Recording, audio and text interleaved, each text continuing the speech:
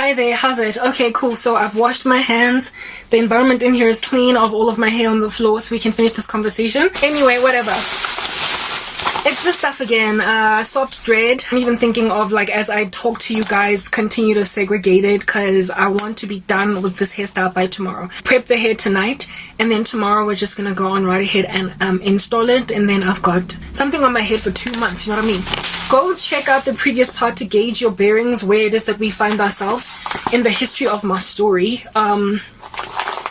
You guys, but you will remember, like in the Lord's word, it is written that the disciples will drink poison and it will not kill them, right? You know that scripture. Well, I just recalled it now when I was busy sweeping the hair on the floor, that I ate that moldy food and it didn't kill me. I mean, look, I know there are people who eat moldy food all the time and it doesn't kill them, but that scripture just kind of came to me.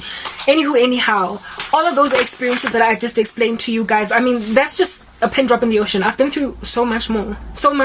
Like sleeping in my car at Wits, ain't jack. Like, I have been dragged out of a house by a strong man, Umdala, and me land against the wall while my dad looked. It was the same night his son died, my brother. Like, I've had a guy nearly rape me, where I was made to live because of how the people in the retirement village kept on persecuting me on a young person should not be living among us. It's unacceptable. My mother decided to organize for me to go and live with this irresponsible drunk that was my dad, in a place where I'm not going to be given grief, and she literally was more happy to pay rental for her ex-husband than she was to let me come back home. Go Cosmo City, and it was there where some Nigerian dude that first started out a friend ended up trying to like rape me. Anyway, whatever. Yeah, I've been through a lot. I ended up coming up with a protection strategy using children, and these kids what helped me get out of that situation, because they were very embarrassing to my mom. It's like I was a creche owner. The way that these kids just teamed around me, it's like God brought them to me like bees to honey, and these children were evidencing my innocence. They loved me so much. They came to me every single day and they protected me from evil men. I have been touched, strangely sexually harassed. Thank God no rape ever happened, but I've definitely been groped at. I've been touched in places I don't appreciate, because I was living in a house with a drunk that kept on bringing more drunks into the environment, and every so often they saw it fit to just touch me funny. Yo, guys, I've been through a heck of a lot. I have been through hell and back. That Cosmo City deal was dissolved because of the fort that God used to hold up for me using children. And that was the only time that my mom was willing to let me come back and live here at home with her. No, it was, oh God, have mercy on us all. She rented me a back room at the back of my uncle's house in Naturina for a year. The people in the house were kind. The wife was godly, you know, unequal yoking. The wife was godly, the husband was lost, and the husband was salivating at my toes. Komorago. And it was so uncomfortable. Like, he would literally check the coast to see if his wife is home and then start knocking on my door.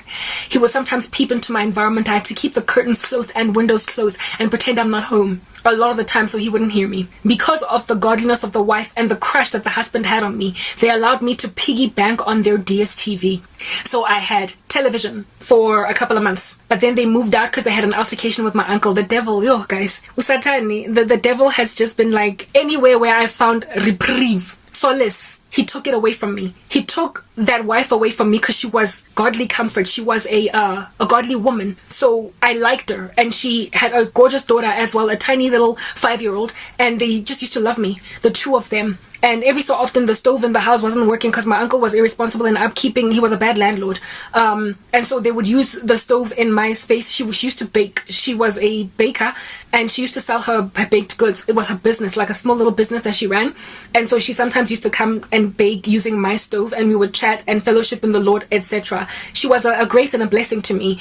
And because of her, frankly, I believe is the reason why, despite me rejecting his advances, the husband never disconnected the DSTV from me. We shared the same satellite, and so at some point I had to, the initial agreement was for me to pay him half of the DSTV cost, but I was not getting any money, and so the wife was like, just leave it, man. It's not like, you know, her contributing or not contributing is going to make any difference. At the end of the day, we still paying. There was a time when we were paying that same DSTV cost by ourselves, so just leave it. And so I was enabled, but these people stuck around for like 6 to 7 months of that year, and then they moved out because they were upset with my uncle. When the lease ended, they moved out. They did not find, my uncle did not find new tenants for about 2 to 3 months, and in that 2 to 3 months I was living all by myself in that yard. I was so scared. I was so scared. I would get brought rations of groceries. And anytime I would upset my mom, she would punish me with those groceries by either bringing me an even smaller ration of them, or towards the end, the very end, the tapering latter end, the last month, I didn't get any groceries brought to me at all.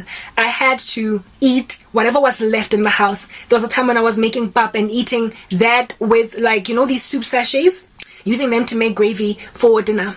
Yeah, and that's all I was eating for a whole month, once a day, rationed. They had to be rationed. And thankfully, it was my uncle's property, and electricity there was not running through prepaid electricity or a meter or whatever, so I never really ran out of electricity, other than when, you know, South Africa was doing load shedding or whatnot. There was a time when the power plant in South Gate, which was serving Meerdale, Naturina, all those places, burst, and it took 3 days to fix it. I was in the utter darkness, unable to cook, unable therefore to eat, and I cried out to my aunt and my uncle to help me eat because my mother's not bringing me groceries, and they ignored me. It was the next door neighbor that, even though I didn't tell her I was hungry, she just kind of gauged the situation, calculated it, because during the time when the power was out, she knew that there was a girl living by herself at the back of the house, because I was, every so often my head was seen walking up and down. So she would offer me hot water because they had like a Bunsen burner or something to make coffee. She would then bring me sugar and tea bags with this coffee, and she also brought me, guys, you know, my heart is just breaking when I think about this. She could tell that something was kind of weird, and so she was more or less like my age, maybe give or take younger by 2 or 3 years. And so she would bring me not only this hot water with these tea bags, but she brought like a whole loaf of bread and some slices of cheese, and that's what I ate for those 3 days when the power was out. She didn't need to ask me if I needed bread. She just brought it, you know. And that's how I got through those 3 days without being able to cook. I mean, rice, meal, that's all I had. Yeah. So that's like, those are the things that I went through. Okay, I'm not gonna continue to cry right now because I'm just relaying a story, and frankly, my heart was not even all that sad when I came here to speak. Let's just get the story out. Yeah, these are the things that I have been through. That's just a tiny little pin drop in the ocean of what I've been through. I'm just giving you some of my experiences that you might gauge what I went through, okay? First bit separated them into 3. Okay, so that was what was going on. Eventually, and by the way, towards the end of that lease, my mom was threatening me with homelessness, period. Because literally they acted like I was such a snare to them. This menacing beast, a monster, that I should not be in their property at all. I should not be living among them at all. That's why she ping-ponged me to a retirement village and then made me live with an old man that was a drunk, that I didn't know, they didn't raise me, but nonetheless was my biological dad. And he brought drunks in there that groped me funny until I found Kiss to protect me. Then that embarrassed her, and she made me live in isolation at the back of my uncle's house for a year. And when she dissolved that, because every time I would be put in an environment, I survived miraculously.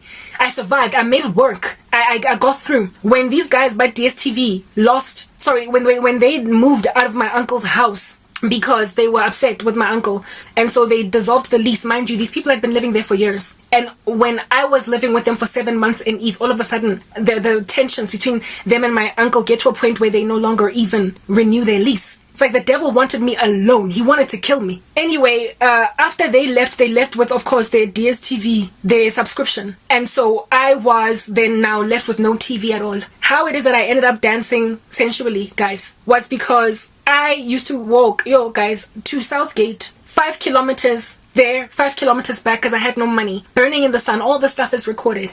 Just to download videos onto my phone that I might be entertained at night. And among the videos that I would download are dance videos, because I needed to keep myself busy somehow. So I had like a whole roster, an itinerary, a schedule. Next part.